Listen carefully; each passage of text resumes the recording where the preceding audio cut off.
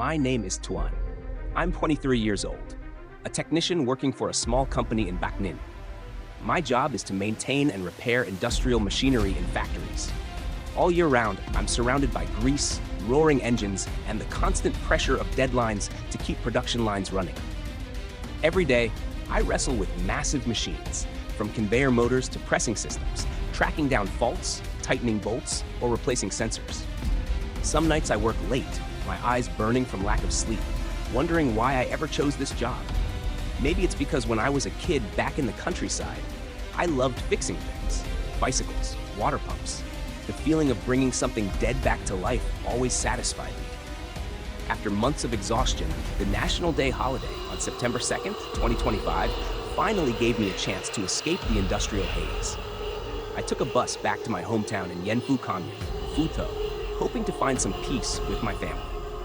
The road home was just like I remembered, winding through golden rice fields, the smell of damp earth drifting through the bus window, calming my mind.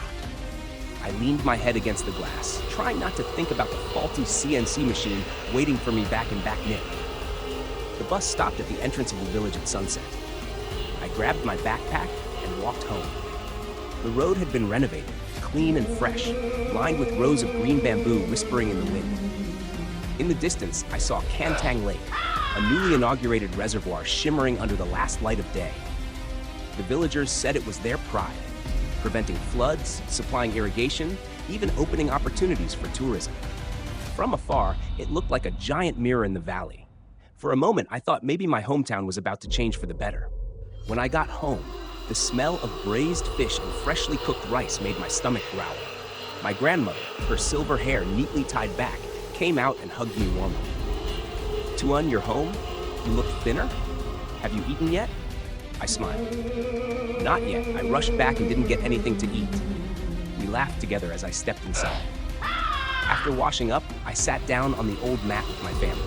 The simple meal brought me right back to childhood, coming home from school to my mother's cooking. It was nothing fancy, but it felt warmer than anything else. As I picked up a piece of fragrant braised fish, memories flooded back. The meal passed with stories about neighbors, crops, and the new lake. But I noticed something strange. Whenever someone mentioned Cantang Lake, my grandmother would just nod slightly, her eyes flickering with unease, as if she was hiding something. I didn't ask.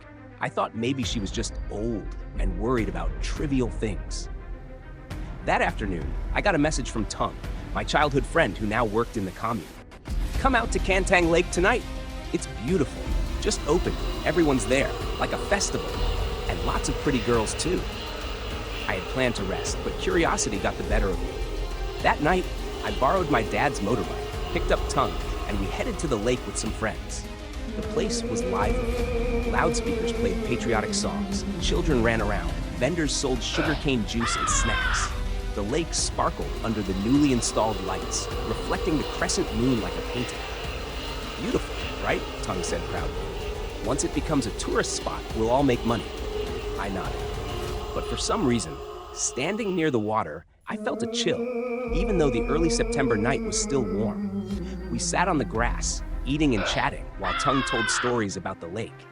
You know, this place used to be a graveyard and an old residential area. They relocated everything, but the elders say some spirits are still wandering here, refusing to leave. I scoffed, thinking he was joking, but he shook his head. I don't really believe it either, but last week, a guy from a nearby village died here, went fishing or something, didn't come home overnight. Next morning, they found his body floating near the drainage gate, pale, stiff. The weird part, he was a great swimmer. I frowned, a sense of unease creeping in. Probably cramps or drunk or something. What era is this? Ghosts don't exist. Tung laughed and patted my shoulder. Yeah, just telling you what I heard. We kept joking, but every time the wind blew, the bamboo near the lake rustled like whispers. I tried to ignore it. That night, back home, I lay on my old bed. The wind picked up, then heavy rain poured down, washing away the day's heat. I scrolled through my phone, replied to work messages, then closed my eyes. But my sleep wasn't peaceful. In my dream, I stood on a mound of earth surrounded by pitch-black water under a blood-red crescent moon. Pale, soaked faces slowly emerged from the surface, their long hair clinging to their skin. They stared at me with hollow eyes and whispered, "This is our home." A cold, wet hand grabbed my ankle and pulled. I jolted awake, drenched in sweat, my heart pounding. The room was pitch dark. Rain slammed against the window like someone was knocking. I forced myself back to sleep with soft music playing on my phone. Exhaustion took over, and I didn't wake again until morning. Sunlight streamed through the trees into my room, but the nightmare still haunted me. I told no one. I convinced myself it was just fatigue.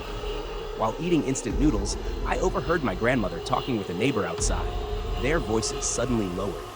Curious, I stepped closer and caught a fragment. That lake used to be a graveyard, and that river nearby, many people drowned there. That man last week, it wasn't natural.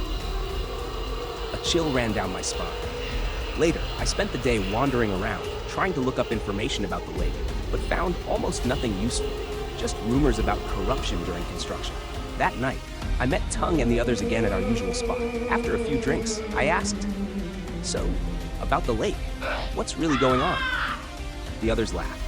"Already drunk? Talking about ghosts now?" But Tung stayed quiet, staring into his glass. Then slowly he said, "There's a lot more to that place. I'll tell you later." That night, I went home completely drunk. I don't even remember how I got back. And then I fell asleep, not knowing that what was waiting for me next was far worse.